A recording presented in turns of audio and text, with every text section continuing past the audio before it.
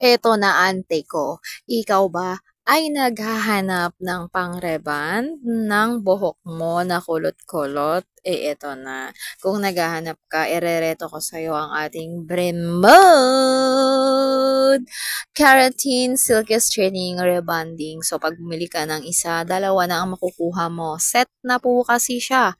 1 and 2. At eto na nga, nagsasalin ako ng gamot kasi nga nag-reband ako mga ka-idol at talaga namang syala-syala ang ganda ng kinalabasan ng pagkaka-reband ng aking Mother Earth dito sa aking buhok. Ipapakita ko sa iyo kung gaano kaganda ang naging outcomes ng paggamit namin ng Bremod Silky Rebanding. So, ito na.